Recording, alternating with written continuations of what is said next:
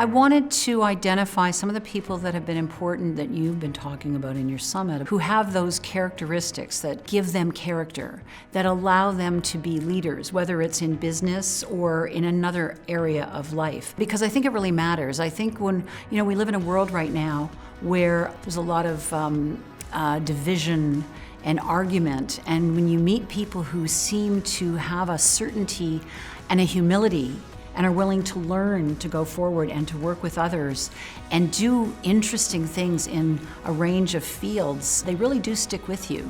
And I think we can learn from them. I think we can learn from how they think, and that can help us all learn to think. When it comes to business, leadership is so important, and so through the prism of a business school and business, you guys have really taken the time to figure out, what are the characteristics, but they really show up in other things as well, and it's important for us to recognize that.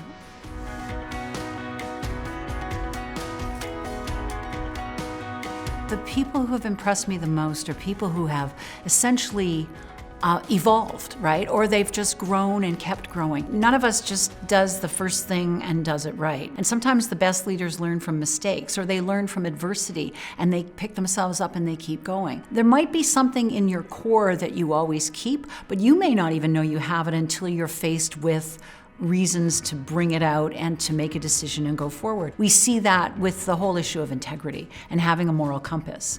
You can have what you think is a moral compass, but then you face a question, and then you really have to find the right answer and make a choice when it might not be easy. So those are things that you evolve through, or you get help from other people to do, or you watch. I think of journalism in that sense as well. How do you cover something? What are the implications of something? The more you do it, the more you learn. So I do think people, the more experience they have, the way they can become greater leaders. I also do believe some people have good things at their core. And the trick is to keep them growing together. The other message is that you can, as a society, choose the kind of society you want to live in by the kind of leader you want to be. And on the other side, the kind of leader you want to follow.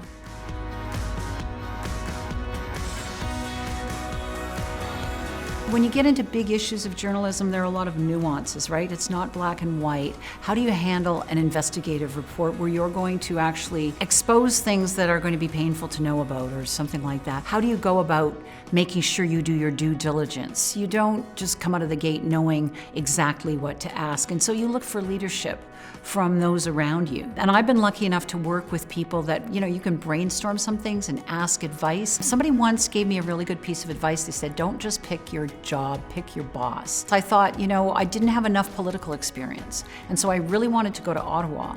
And I worked under a bureau chief who really understood how to cover politics and the fallout of political decisions. And so you learn from the people around you who know more. If this happens, we have to look at this and this. If something happens in the north, that means over in the west and east, something is going to fall from that. So we better get there and cover that. You learn to see where things happen, but you learn from others to see how that goes forward. At the same time, you help others learn. You help them get through those hurdles. What's the moral decision to make here? Where are you in a conflict of interest? What do you do about it?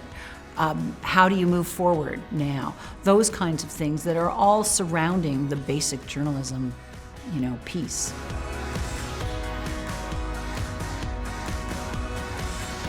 In journalism, you have to have your integrity. We're living in a world where there's a lot of information out there. What is the strength of the information you put out? It's that you're putting it out and you have the integrity that that people should be able to say, okay, then I can trust that they did their due diligence, right? That she's not telling me a lie, she didn't make it up. And if she is going to make a mistake, she's going to correct herself. It's the ability to understand that you are accountable for what you put out. The other one that's really important is humanity. There is a heartbeat in every story. So even in an economic story, it has an effect on people, and humanity really matters journalistically. I think you have to do more. You have to deal with fact, but you also have to deal with what that fact is doing, the fallout of that fact, because it affects people.